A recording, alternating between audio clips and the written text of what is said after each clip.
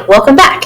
All right, so just to recap, when we looked at the first lesson, we made our little shortcuts to use the Pythagorean Theorem to solve for the hypotenuse and to solve for the leg. To see anytime we're looking for a hypotenuse, we're going to add in our square root. And anytime we're looking for a leg, we're going to subtract in our square root. And we're always going to square those numbers, right? And we're always going to put the bigger one in first. So let's look at these two word problems. The first one says, find the hypotenuse of a right triangle with legs that measure 8 and 11. Okay, so I know I'm going to be looking for, it says find the hypotenuse. I could draw myself a picture of a right triangle, and it says you're going to be finding the hypotenuse. And then my two legs are 8 and 11. But in this one, I don't really need to have the picture because I know if I'm trying to find a hypotenuse, I know inside my square root, that means I'm going to add. And I'm going to take those other two numbers, the 8 and the 11. I'm going to go with the biggest one first, square it, and then the second one, square it. Okay, so I don't really need the picture on this one, but it's helpful to have there. Okay, so I'm going to come to my calculator, the square root of 11 squared plus 8 squared. And I get this not pretty number, right? So far we've gotten all real pretty numbers. When I do this one, I get what we call an irrational number because it goes on and on and on and on and on and never stops like an irrational person. 6, 0, 1, 4, 7, 0, 5, 1, and it keeps going, but the calculator can only show me so much. Okay? Remember in this class, we're always going to round to 3 places after the decimal. So I look at the 3 places and then I look at the fourth to see, do I need to round up? And in this one I can see that I don't need to round up. So my answer is the hypotenuse for this picture here is going to be approximately, because we're rounding, 13.601. And I don't know what kind of units we have, but some kind of units. Whatever units match with the 8 and the 11. Okay? Let's look at number 15. Okay, when I look at the next one, number 15, a 15-foot ladder is resting against a home. The base of the ladder is 6 feet from the home. How far off the ground is the ladder? So this one I really do want to draw a picture because this one doesn't tell me which one's a hypotenuse, which one's a leg. Are these both legs? Are one of these a hypotenuse? Am I looking for a leg? Am I looking for a hypotenuse? So many questions without a picture. Okay, so I know I have a ladder that's resting against a home. So I'm going to draw the house, the home. I'm going to make it real tall and narrow, like on Full House in San Francisco, right? They have all the narrow houses next to each other. Okay, and then we know we have a ladder. Sorry, it's hard for me to draw straight lines. So here's my ladder, and we're going to lean it up against the house, right? Ladders lean against the house. You can't climb a ladder that's not leaning on something. And it's got my little rungs. It's hard to tell. But there's my ladders.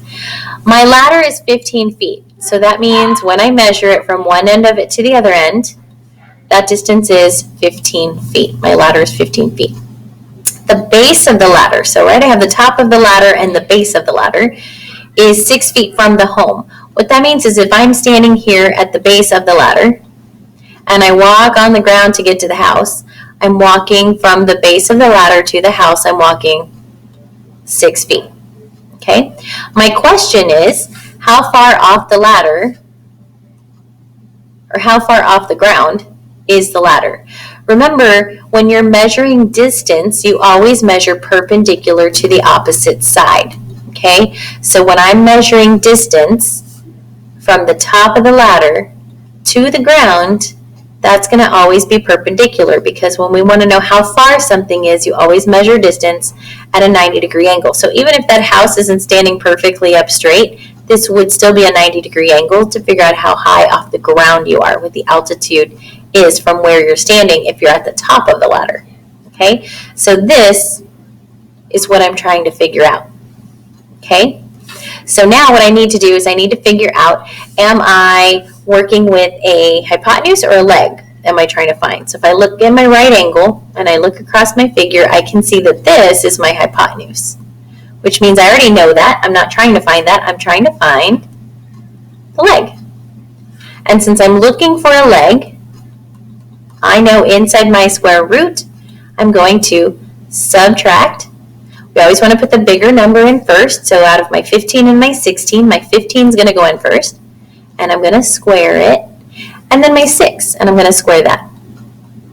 Okay, so let's see. That leg is second. X squared gives me my square root symbol in the calculator. 15 squared minus 6 squared.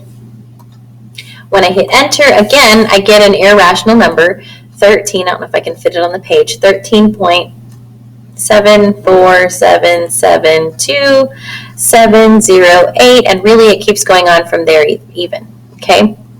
So then, now that I have that answer, I want to round it to 3 places. So I'm going to look at the first 3 numbers, and then I'm actually going to look at the 4th one to see if I need to round it up. Since it's 7, I do. This is going to change to an 8.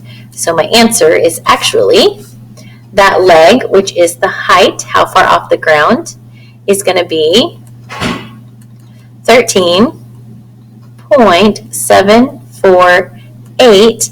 And I do know my units on this one because, right, we're talking about a 15-foot ladder that's 6 feet from the house. So we know we're talking about feet.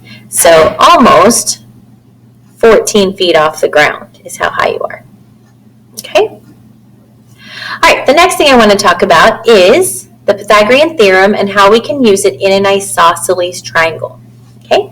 What we need to remember about the isosceles triangle is that the altitude in an isosceles triangle does 2 things. It bisects the vertex. I don't know why that X is so little.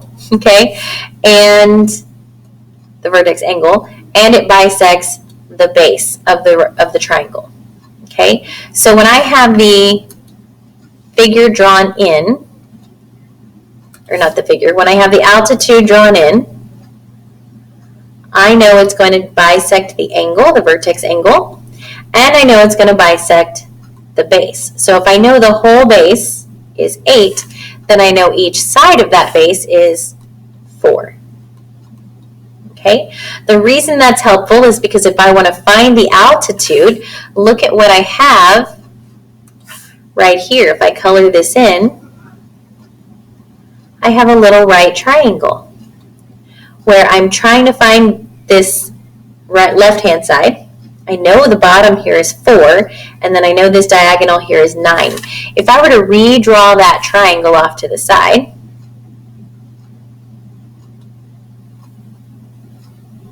where I've got my right angle here, my X here, and my 9 here, and I know the bottom is 4, I can use that to figure out what X is. First, I have to decide, am I looking for a leg or a hypotenuse?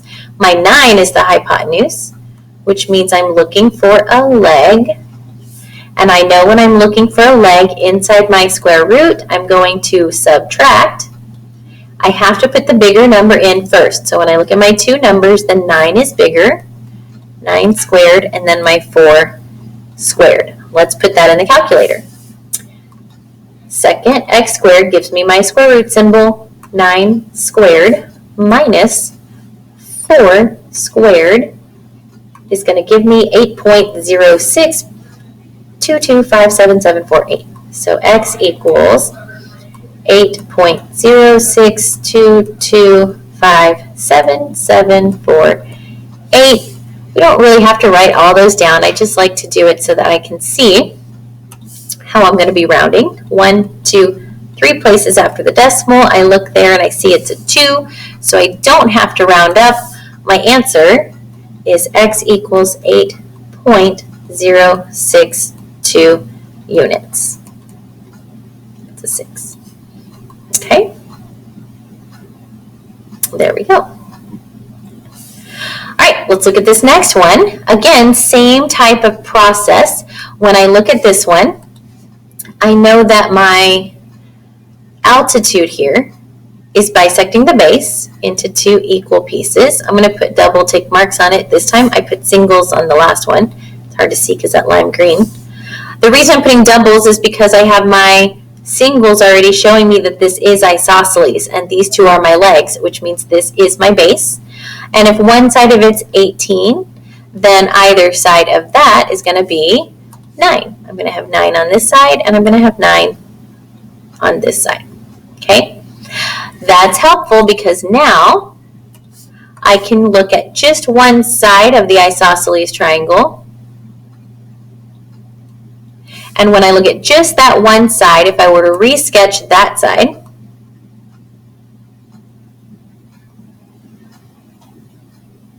where I've got x here, my congruent side with that one, I've got 24 here, I've got my right angle here, and this bottom piece is just 9 because it's 18 all the way across.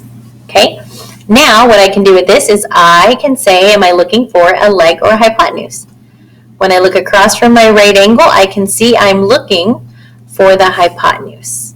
And when I'm looking for a hypotenuse, I know in my square root I'm going to add.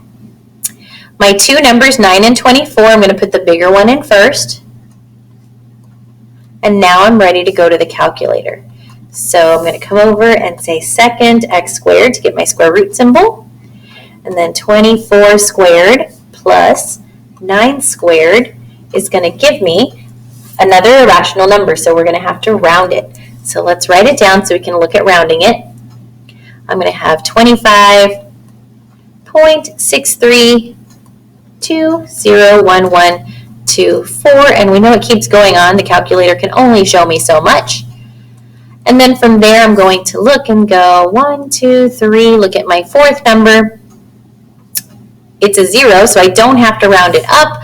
I can leave it as is, and my answer is x equals 25.632 units. Okay? All right, so in this video, we kind of looked at how we can do some word problems, and it's always helpful to draw a picture. Sometimes you really do need to draw a picture. If they're not telling you specifically you're looking for a hypotenuse or a leg, then you definitely want to draw a picture. Okay? And then we looked at how we can use the fact that the altitude in an isosceles triangle will divide your figure into two congruent right triangles that will help you either find the altitude or find one of the congruent sides. Okay? Hopefully that helps. In the next one, we're going to do another couple of word problems. So make sure you come back for that last video so that we can look at these multi-step problems and some word problems. Okay? Thank you so much for watching.